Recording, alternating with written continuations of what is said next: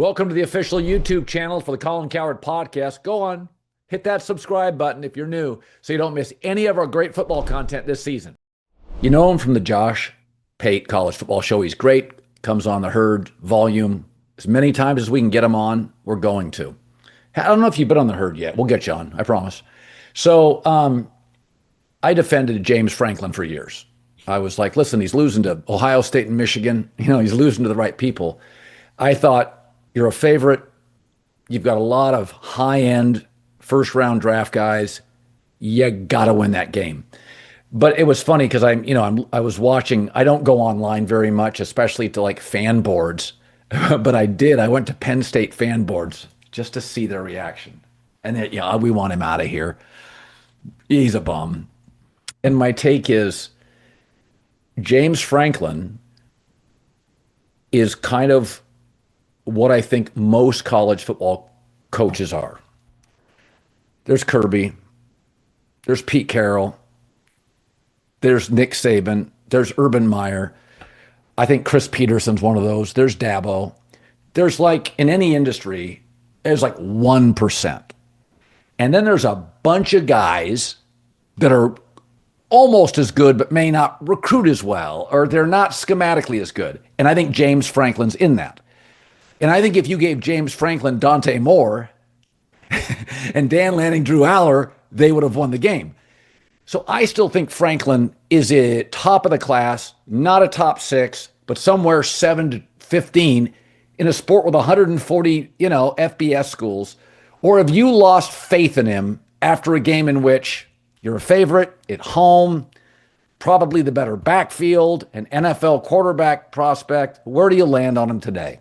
I don't think any differently of him, but I treated the Oregon game way, way bigger than I've ever treated a football game. And so I got to tell you a little backstory. You and I have apparently been singing out of the same hymnal, as Meemaw would say, about James Franklin, because he is very, very good.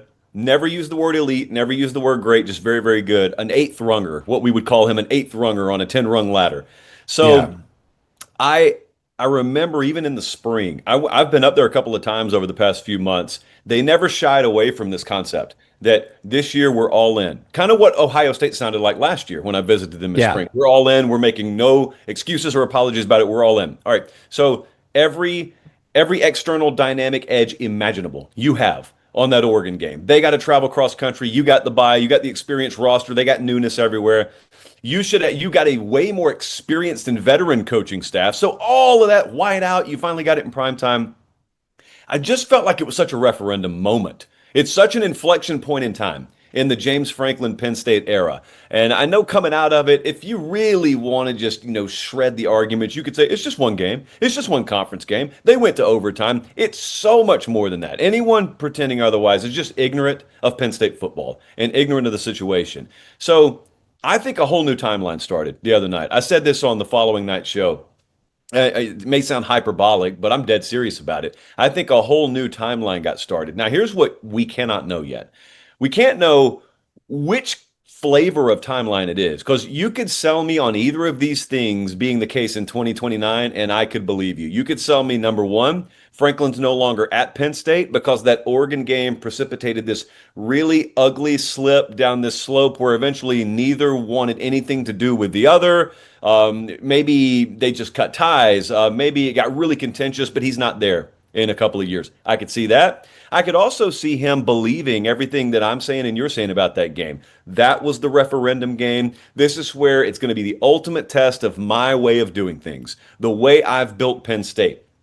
And I think it was such a reminder that your best, given your current modus operandi, is not going to be good enough. All right, that's the absolute peak of this version of Penn State football, and it got taken down by probably Oregon, not even close to ascending to what they will become. So I could see him driving home that night. I could see him waking up the next morning. It's just you and you in the bathroom mirror and saying to yourself, this is it. Several degrees of change are needed here, there. Just rigid principles you've never bent on, you're willing to bend on. Now, there's a third rail where he doesn't know to do any of that, and just is what it is. I don't know where we're going with it, but I sensed the same thing you did. even the portion of the fan base, like I've got some Penn State folks on my staff who were the last holdouts, who always sort of shouted down the radical portion of the fan base when they would criticize him, fire James Franklin after a loss, and they didn't get overly emotional, which is what I noticed. They were almost, I don't know, they were apathetic afterwards, and it was kind of a shrug and, well, we know he's never going to be bad enough to fire, but we were also resigned to the fact that this confirmation. We're never going to see the mountaintop. I say this often. 40% of America never leaves the area code they were born in. People don't like change. I did not grow up in a traditional family with religion, divorced parents. I had just a British mother. And I just didn't have a traditional upbringing. Thank God I had good coaches. But so I tend to embrace change because my life I've lived in 7 states. And so I understand people who aren't comfortable with it, that people that have lived in the same cul-de-sac forever. I'm kind of jealous of that. I understand my kids don't have like one set of friends. And my wife and I have talked about that before, is that you sacrifice. Everybody makes sacrifices. I've moved for commerce and opportunity, but it's probably hurt me in terms of long-term, friendships and relationships. My friends are all over the country. So when the transfer portal and the NIL came out in the college football playoff, I was so excited. It's like, I've seen Cal, Arizona State enough. I want to see Oregon and Ohio State. I want to see Michigan and USC. Like, I've seen the regional stuff. But the unintended benefits that I didn't consider, first of all, the playoffs way better than those half-empty stadium bowl games. That's a fact. Yep. Secondly, the NIL has not made the sport more lopsided. The good teams are still good. The bad teams are mostly still bad. But the transfer portal, I did not predict this. I figured just the rich would get richer. But the truth is, kids want to play. And when I watch Georgia now and a cornerback gets hurt, they don't necessarily have a good backup. He's at Louisville. He's at Texas Tech. Are you surprised? I look at the sport now. You could change uniforms. Mm-hmm. I can't tell Oregon from Bama, from Georgia, from Ole Miss, LSU. I can't tell. 3-4 years ago, Josh, you could take uniforms off. That's Georgia. Yeah. That's Alabama. That's Ohio State. I think the transfer portal, everybody freaked out about it. I think it's created a parity and an evenness that I haven't seen in college football in my lifetime. Yeah, I've wrestled with this a lot. See, I used to listen to you a lot talk about moving. And I was the person you were talking about. I grew up in West Central Georgia, never left there until into my 30s. And so I'm very rooted. And therefore, I like tradition. I like adhering to the stuff I've always known. All right, well, then work or opportunity moves me to Nashville. It's the first time I'd ever left home. First time I ever got out of my cul-de-sac, actually. So that my worldview, and therefore my college football worldview, kind of became rooted in that. So I was one that sort of was drug kicking and screaming across a lot of these lines. And there's always going to be stuff to complain about. So anecdotally, if you don't like something, you'll always be able to cherry pick. But I agree with you.